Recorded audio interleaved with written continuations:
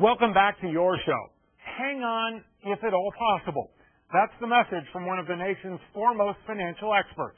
Jean Chatzky is the Today Show's financial editor, and she was in Denver this week for a fundraiser to benefit the Allied Jewish Federation's outreach to women in our community. Before her event, she answered your questions for your show. Jean Chatzky, financial editor from the Today Show. Thank you so much for being with us on your show. My pleasure. Let's get right to it. I'm sure this is a question that you're hearing a lot. Leela Rhodes writes in saying, as I watch the various programs where financial advisors do makeovers of people's finances, I've yet to see any one of them advise taking a huge lump of money and say, go spend, spend.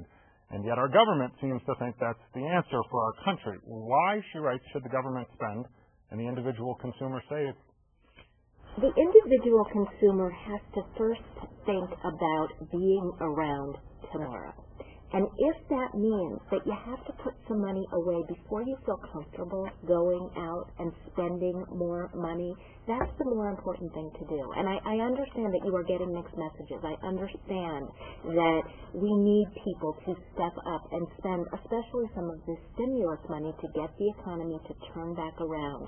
There's pent-up demand in the market. It will happen eventually. But if you are somebody that is sitting on the precipice, if you're somebody in an industry where it looks like you could potentially be one of those next people to lose your job, and you have a choice between doing something fun or buying yet another pair of shoes or another dinner in a restaurant, I would really argue that you would be much better off taking that money and just putting it away to know that you will have it there for tomorrow. And that, by the way, is a really hard thing to do, because saving money, and we know this from behavioral researchers and neuroeconomists who are doing MRIs of people's brains, saving money is absolutely no fun. Our brains like it when we go out and we buy that next pair of shoes. They light up like a firecracker.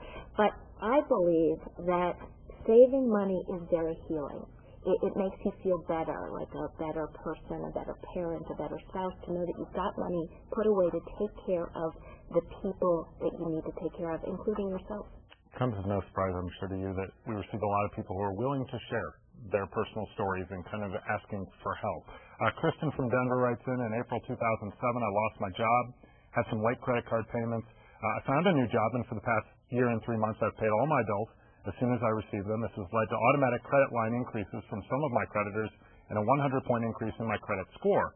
She writes, I'd like to buy a house in this market as a first-time home buyer. She wants to know, will those past due payments on my credit report affect her chances of getting a loan? Are there any lenders who are going to lend to her? There absolutely are lenders that are going to lend to her. She didn't, in her story, tell us what her credit score is, and that's unfortunate.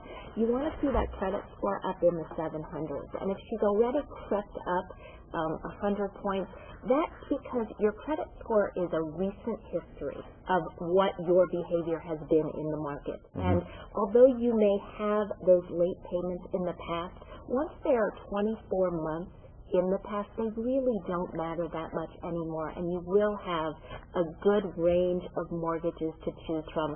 Make sure you pay all your bills on time starting now. Take those credit line increases, and then don't spend the additional money, because when you're spending about 10% of the credit that you have available to you, when you're using about 10% of the credit that you have available to you, that's when that credit score really goes up. Another credit card question from Janelle in Denver saying her husband and she paid off all their credit card debt last October. They were able to transfer their debt to several new cards with a 0% APR offer through the 3 years that we incurred the debt, and also the last 2 years when we were paying off the debt. Now, she writes, though, we're left with multiple cards between the two of us, and I've heard that we shouldn't close these accounts as it will take the good history of making on-time payments off of our credit reports and hurt our credit scores. Her question is, how long before we can close these accounts without negatively impacting our scores? You can close them selectively and slowly. When I was talking in the last question about taking those credit line increases, about 1/3 of your credit score is something called the utilization ratio. That is the percentage of credit you have available to you that you're actually using. When you close credit cards and get rid of credit lines, you hurt that ratio.